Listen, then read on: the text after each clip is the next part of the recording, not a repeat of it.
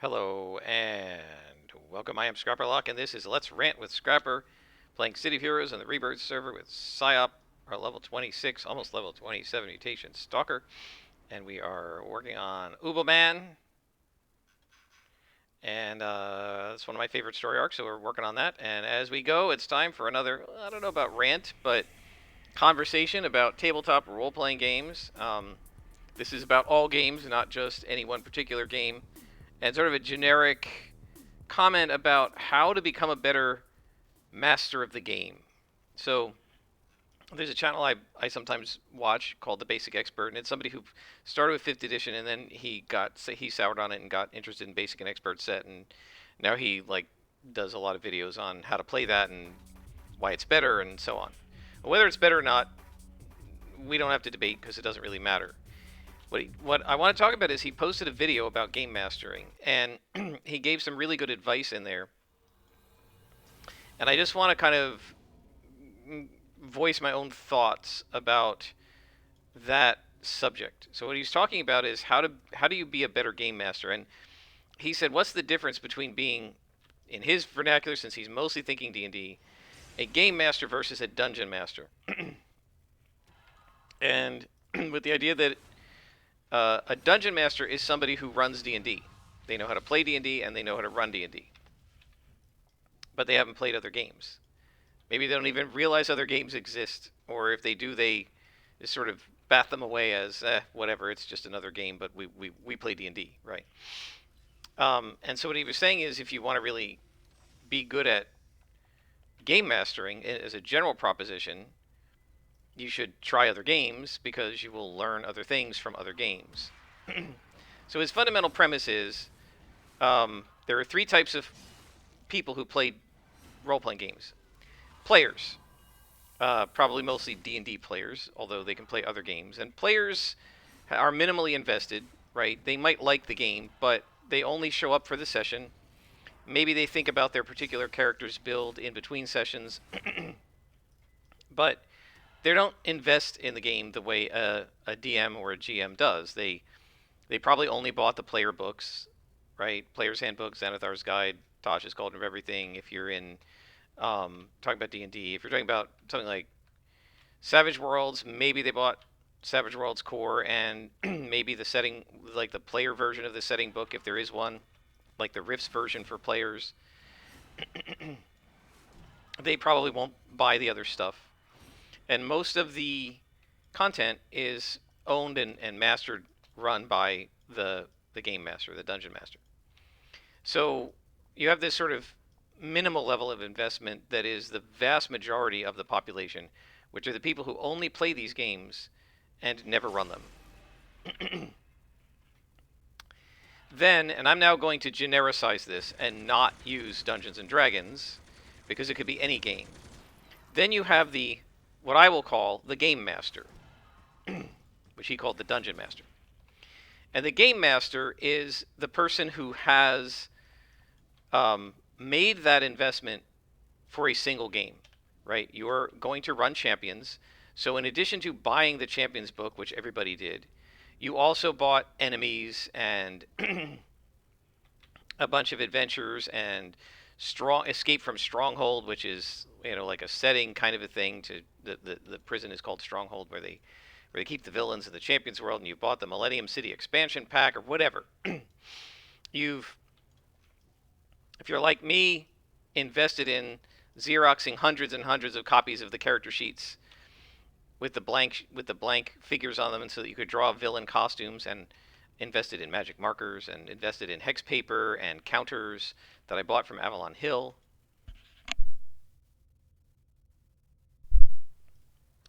And so on and so forth.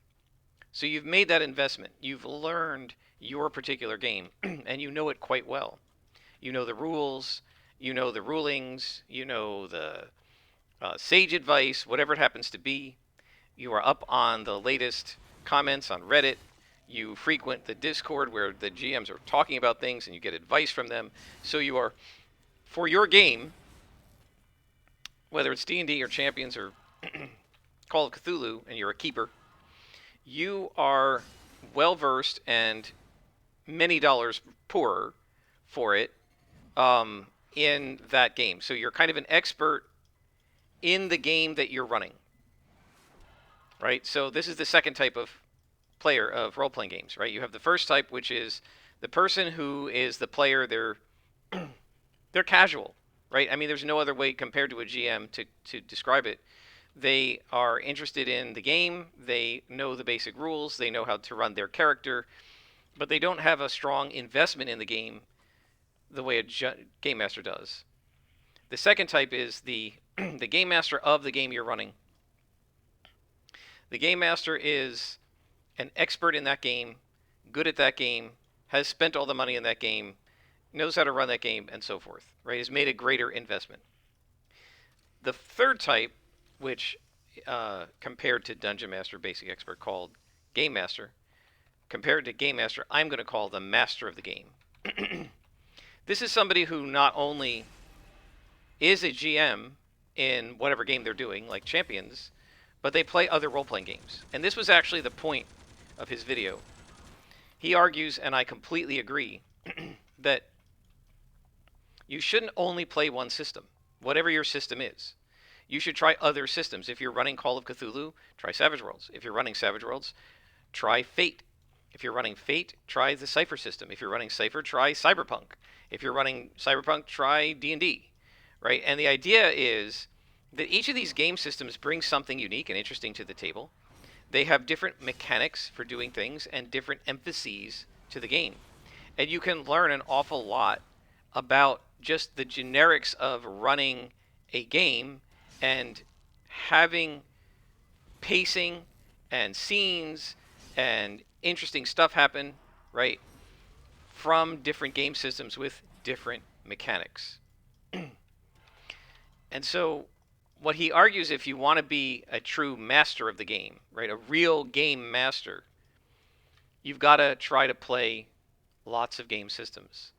And I completely agree with that.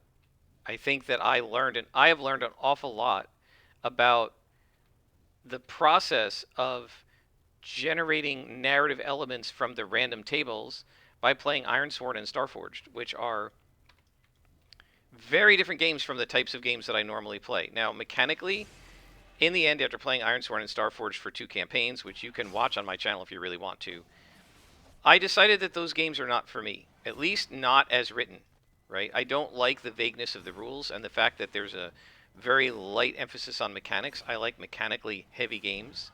What do they call them? Granular games or crunchy games. And so I prefer something like Champions or Savage Worlds or D&D to Ironsworn, mechanically. But the process of playing in Ironsworn taught me an awful lot about how to take a simple couple of words on a random generated table and turn it into a story, and how to use that story to reach climaxes, and how to use the negative things that happen to advance the story in unusual ways rather than just coming to a dead stop. And so I have a greater respect and interest in dynamically generating content using die rolls and random number tables thanks to Ironsworn than I would have before. So I have a greater interest in it, and I have a greater facility with it. So that when I'm now playing my solo game using Pathfinder for Savage World system and Mythic GM emulator, and I get an Oracle result that is unexpected or surprising, I am much nimbler at figuring out what that means and coming up with a good story that I can then proceed with than I would have been if I had never played Ironsworn.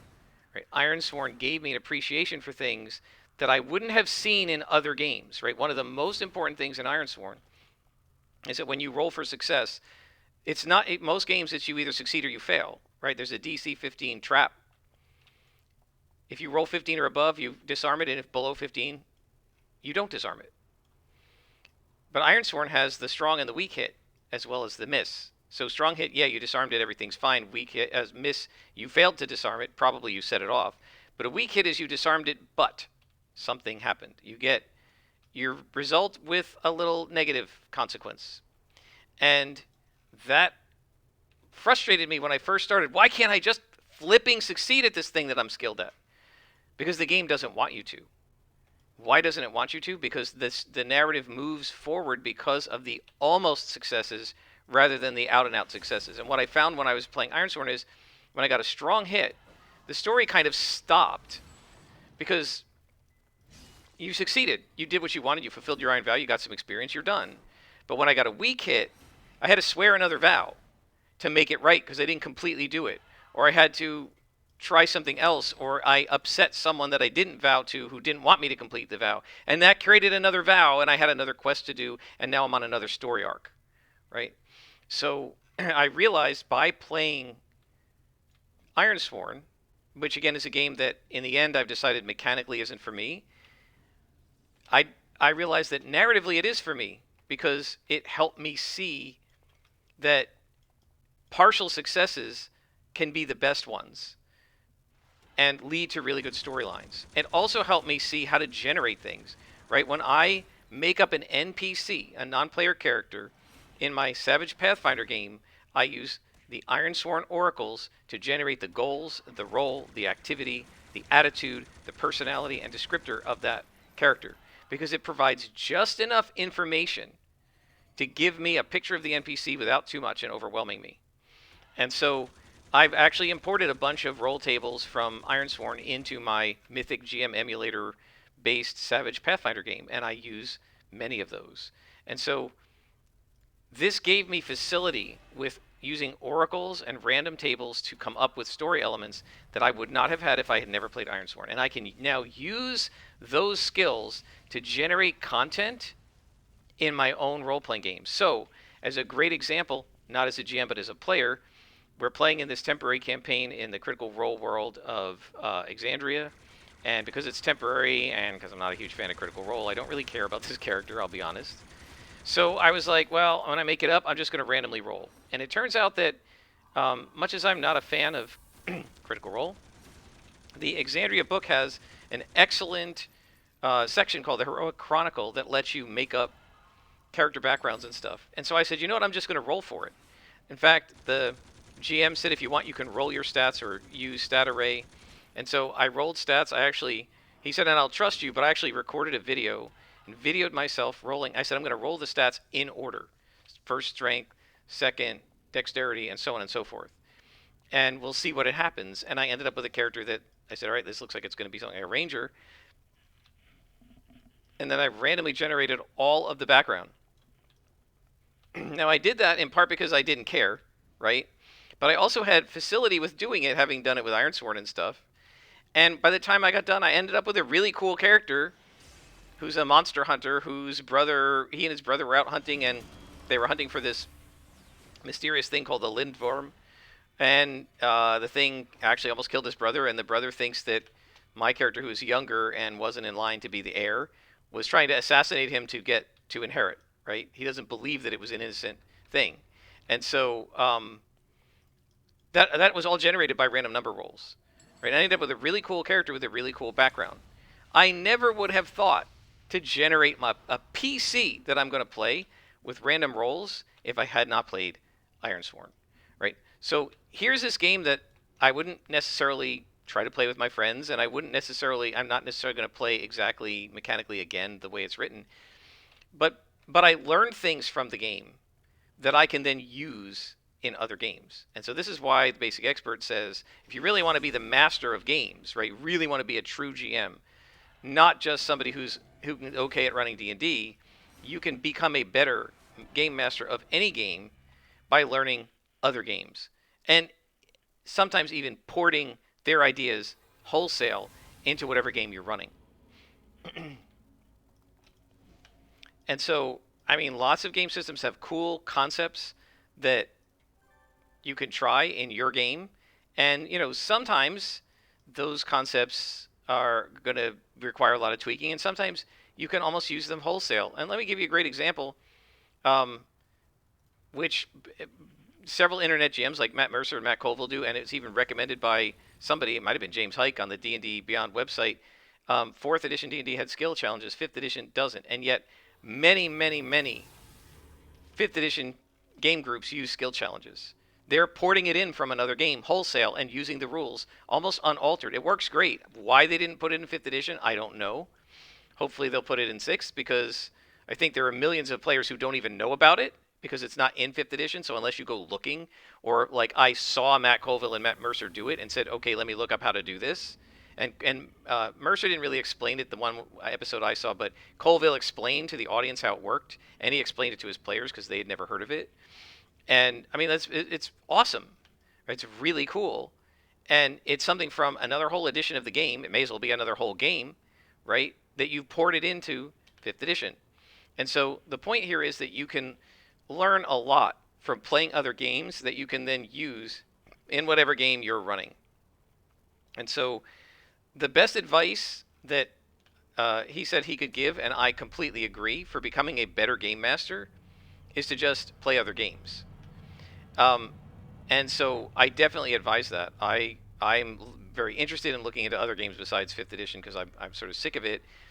And that's part of my motivation. But as I'm reading the rules in these other games, I'm looking at 5th edition going, if I were going to run it again, I would use some of this because this is cool.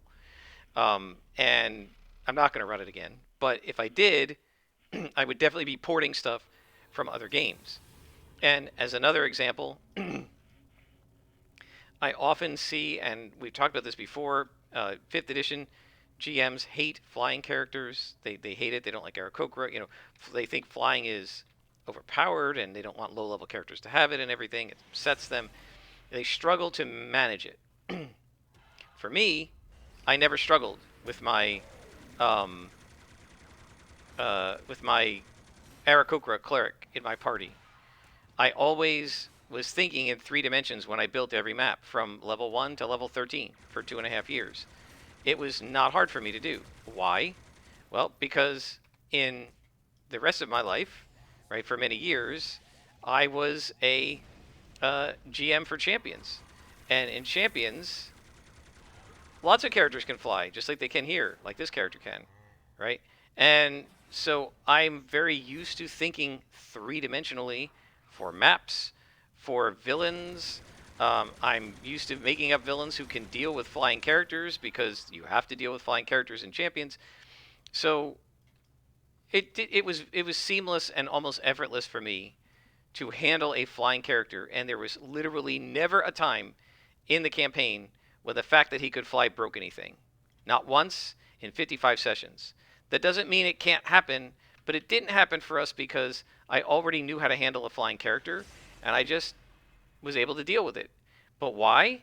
Because I played champions for years, and I innately kind of know how to deal with flying characters from that game, right? And so those are examples of how playing other games can make you flexible, nimble, and more capable in whatever game it is that you're running.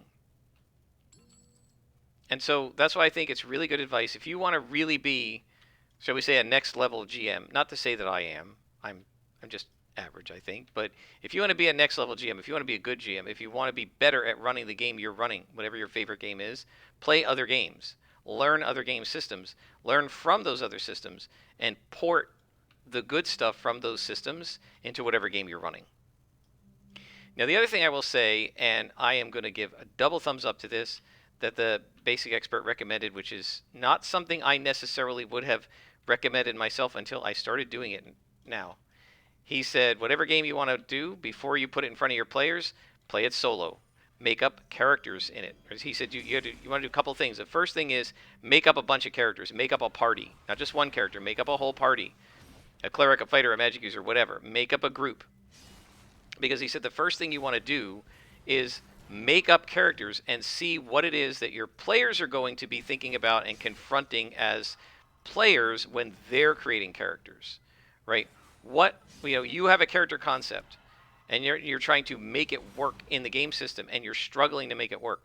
You want to witness that. You want to experience that so that you understand what it is about character creation and making up characters and character design that could be hamstringing your players or frustrating them or making it hard for them.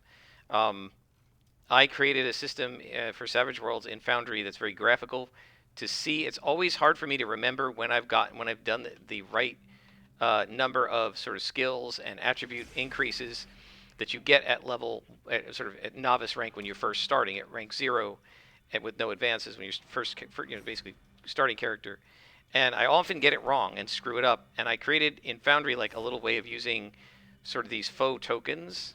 And I created like one token for each skill point you get and one token for each hindrance you get and so on. And then I was visually moving the tokens from one place to another as I was taking the hindrance points and moving them into attributes and then spending them on attributes.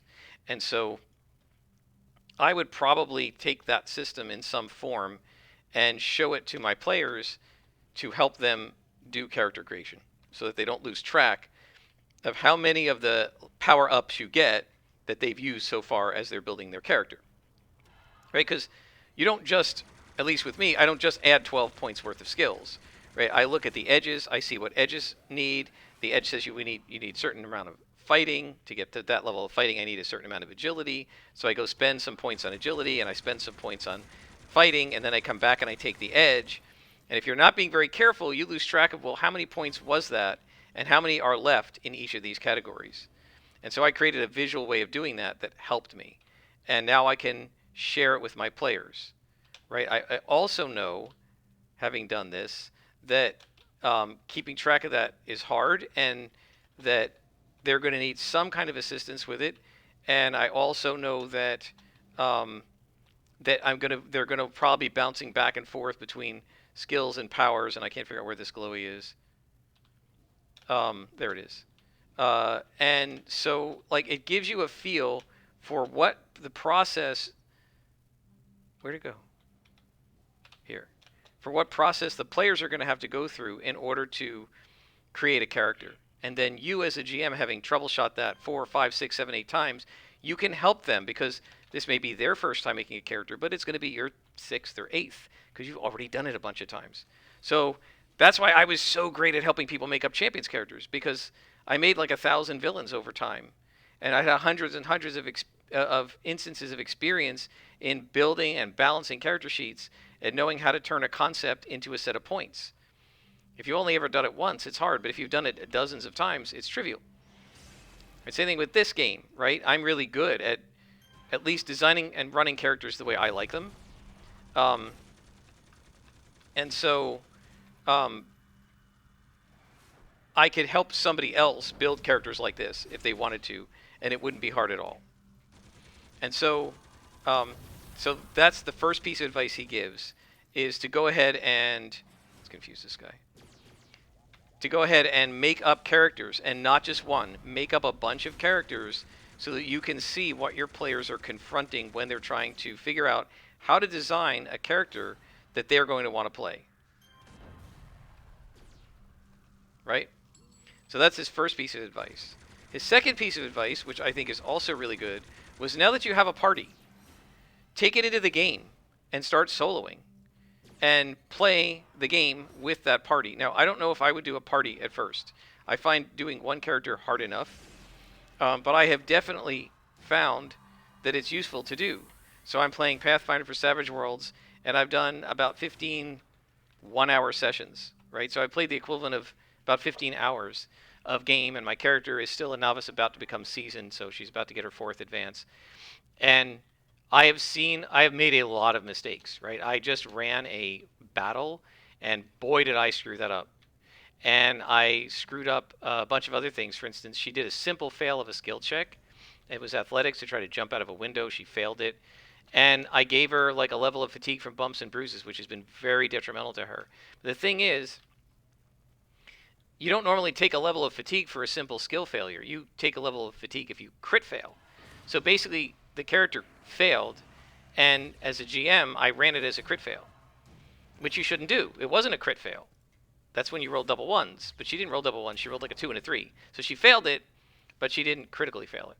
So that's another mistake I made. I also think I gave out fatigue too easily, not realizing how detrimental it has been changed to be in the current version of Savage Worlds. It used to be not so bad, but now they've made it worse. It's harder to get rid of fatigue than it was before. There are fewer options. You have fewer options for healing up fatigue than you do for healing up wounds in Pathfinder for Savage Worlds. They're almost impossible to heal fatigue other than a healing check with a skill check, but you can't, like, magically, you can't get rid of fatigue. You can temporarily get rid of it, but not permanently. The only way to do it is to rest, and I didn't realize that. So I was thinking, oh, she can just heal up, and then when I went to try and do it, I found out, oh wait, no, she can't, because you can't heal fatigue that way in Pathfinder for Savage Worlds, and I didn't know it. So there were many times in my Pathfinder Savage Worlds game that I have messed up, and instead of messing up with the players and embarrassing myself, and also possibly giving them an unfun or a confusing or a messed up game session, and then having to come back and retcon things or say we didn't do it right, here's how we're going to do it going forward. All of that happens in any game, and it's perfectly okay if you do it, as long as it's all honest. But as by playing it solo, I got to make all of those mistakes by myself. So when my group is going to be playing with me, I know where the mistakes were, and I don't make them again because I learn from them. And so that's his second piece of advice, which I think is really good advice: is play the game solo so that you can see how it plays and learn the rules. And you make all of your mistakes in your solo play, you become much more competent with the game in your solo play because you're following all the rules and everything. And then when the time comes for you to show that game to a group of players and to teach it to them, you are going to make many fewer mistakes, and you'll be much smoother at running combat or dramatic tasks if it's Savage Worlds, or skill challenges if it's D&D or whatever. Right? The first skill challenge I ever did was live with my players. That probably was a mistake. I should have done a skill challenge by myself without them, take copies of their player characters, print them out, whatever, and then run the skill challenge just to see how a skill challenge runs.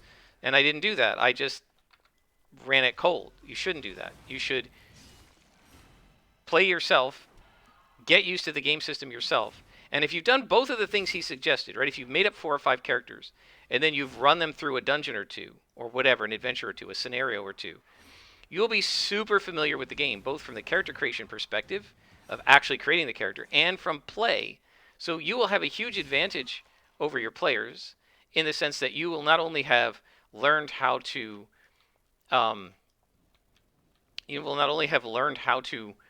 run, how to make up characters and run the game, but you've also seen how the things they're making up, the things they're putting into their character, like the edges or the feats, how do they actually work in play?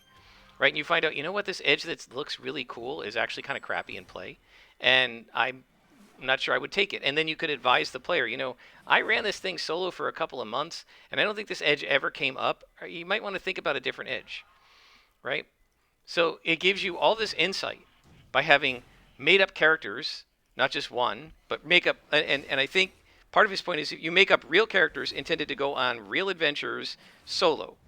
Right? You're not just making them up as an academic exercise, but you're going to now use them to play the game and see how they play. Right? This is a really good learning experience as a GM for helping your players to do the same and make up characters and play them.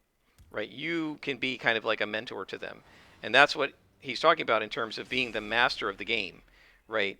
A master of the game for role-playing games isn't just the guy who knows the rules and the guy who bought the rule books. It's the person who can, at the table, be a mentor to the other players, right? Who can explain how the rules work, who can run them properly, who knows when to bend them and when to break them, who knows when to leave them alone.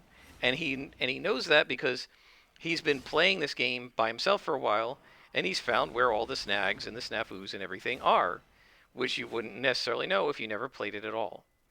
So I think this is really good advice. And the other thing, I don't remember if Basic Expert said this, but I would say this too. I actually, and I was thinking back, I actually used to do this a little bit in D&D. But you can take your solo party, and if you have a module or something, you run them. Yes, Basic Expert did say this. You run them through the module. And he said, now look, there's going to be spoilers, right? It's not going to play like a regular adventure. You're not going to get the ideal solo gaming experience where you don't know what's coming in the module and you have to make everything up as all your responses. No, you're going to have to read ahead, and you're going to know there's a secret door down this hallway, and you're going to have to figure out some objective way of determining whether the characters would look for it. But what's nice about it is that if you do this, and let's say you get the Rise of the Rune Lords campaign for Pathfinder for Savage Worlds, which is like 6 books of stuff, and you want to run it for your players, right? Well, what's the best way to figure out how to run it? Play it, right? And if you can't play it with someone else running it, right, then you can play it with yourself running it. You can run your own characters through it, and having played it, it will be easier to run it, right? I even said this to my best friend when he said he's going to take over as GM. I said, you could pick. He's played in a bunch of published modules now, adventures from D&D. He's played in some of Princes of the Apocalypse. He's played in Waterdeep Dragon Heist. He's played in some of Dungeons of the Mad Mage. He's played in Rime of the Frostmaiden, which he seemed to like a lot. I was like, if you think Rime of the Frostmaiden's a good game, a good story, and a good adventure, you could just run it, right? And the advantage is he's already played it. So having played through it and seen how a good GM runs that module, he can then take that information and use it to run the module with us. But if it's something that you can't or haven't played with a group, right, then you can always play it solo. And again, yes, there will be spoilers. It's not going to play like you were playing with somebody else running the game, but it will help you to see what's interesting, what's a stumbling block, where you're going to stub your toes as a GM because this part's confusing. Hold on, guys, I've got to read this section of text. Will happen a lot less often if you've actually run through and played it solo. And in fact, I do have Rise of the Runelords, and I am sort of toying with the idea of maybe someday getting it all for Foundry VTT and just going in and playing it. And just reading it, doing as much as I can to be spontaneous, but also reading the module and seeing how it plays, and then that would make me decide if I wanted to someday run it. So this is what his point is, and I think I completely agree that by learning a new system, learning other game systems, you become better at the game you're playing, and then by creating characters, solo adventuring, playing through solo modules and playing through modules solo and stuff, you become better at the game and at running those modules, and then you will be a better game master, and you will then be the true master of all games, not just the GM of one game.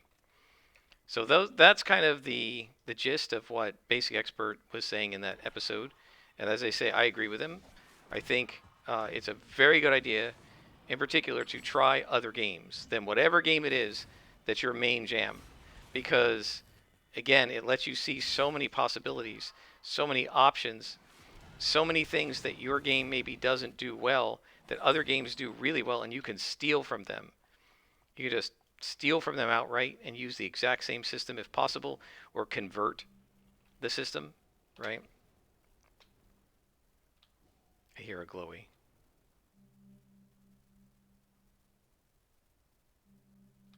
There. So feel free to leave comments on, how do you think, what do you think of this? Do you think it helps to play other games the way I do, or do you think it confuses you, right? Because one of the counter arguments to this could potentially be that by reading a bunch of rules of other games, you could get a little bit confused as to which rules apply to your game. I don't generally find that happens. Sometimes I'll say the wrong word, like roll perception instead of notice, but everybody knows kind of what that means, so they sort of know, and it doesn't confuse people, and you just correct it. But that is the counter argument, right? That you could confuse yourself by reading too many games.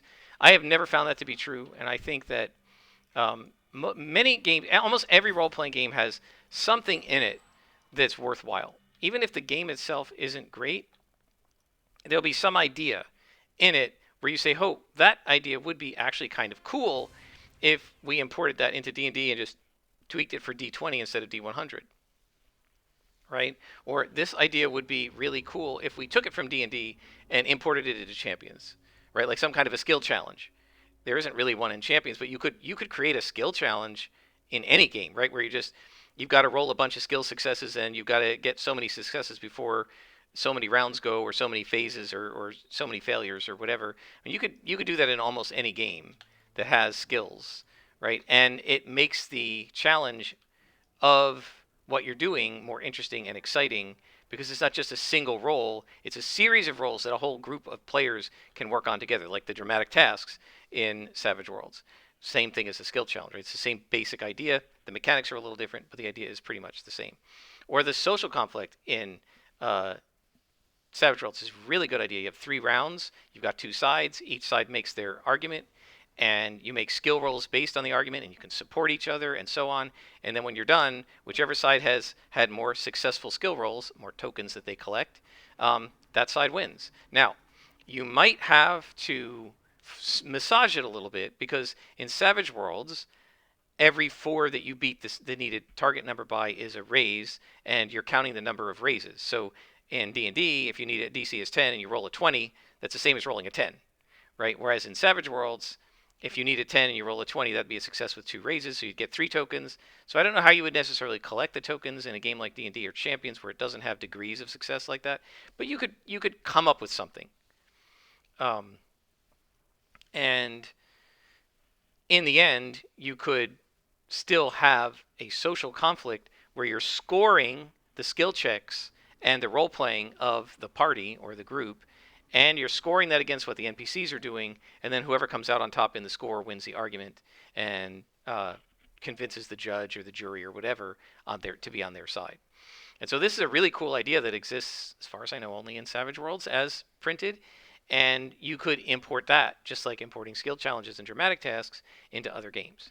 And so the idea is the more you learn about other games, the more you immerse yourself in different systems, the more you get to see what options there are out there and that you can then bring them into your game. And the ideal for, I think, any game master, really, when you're running a game, is not so much to slavishly obey the rules as written of the system you're playing. You do want to follow the rules when there's no reason not to. But what you want to do is build a system for yourself that might be a hodgepodge of other game systems, with maybe D&D as the main framework, but you're a little bit from Savage Worlds, a little bit from Champions, a little bit from the Modifius games like Star Trek, a little bit from Ironsworn, and you put it all together into your game, which has all these cool elements to it, and you and your players can have a lot of fun. So that's kind of my rant about being master of the game, right? That to be a real master of the game, you want to play other games, right? You want to master Champions, play D&D, play Savage Worlds, play Star Frontiers, play Traveler, right? Not quit Champions and play those other games, but along with Champions, play those other games, and you'll be better at Champions. And I think this was something we all did as kids. We played D&D, we played Star Frontiers, we played the Indiana Jones role-playing game, we played, Champions and so on. So we were better at being DMs and Champions GMs because we played both D&D and Champions, and we brought the sensibility. So like in Champions, what we learned in Champions was role play is really important, and you get XP for role playing. And it didn't say that you could do that in D&D, but eventually we started doing it, right? And in Champions, you could talk as much as you wanted in combat, and in D&D, any talking was going to like waste your action. And we made some house rules about that so that you could talk a little bit in combat. And the only reason your action would completely be used up is if you were like doing a plan change where you're calling across the room to your party members to do something different because that's now going to have a game effect, or if you're trying to parlay, right, negotiate with the enemies. But if you just wanted to say to the undead, "Fie upon you, foul, fetid abomination, let this world be cleansed of such filth as thy brethren," and then stab, that didn't charge you an action. You just could do it as part of your attack because you could do it in Champions, right? So we took the Champions rule on soliloquy and we modified it because D&D is a different game, and we imported it into D&D when we were in high school. And then our D&D characters, to a limited extent, not as much as in Champions, were doing soliloquy, right?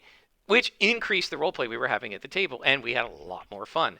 And so this is how playing other games can make you better at the main game that you're playing.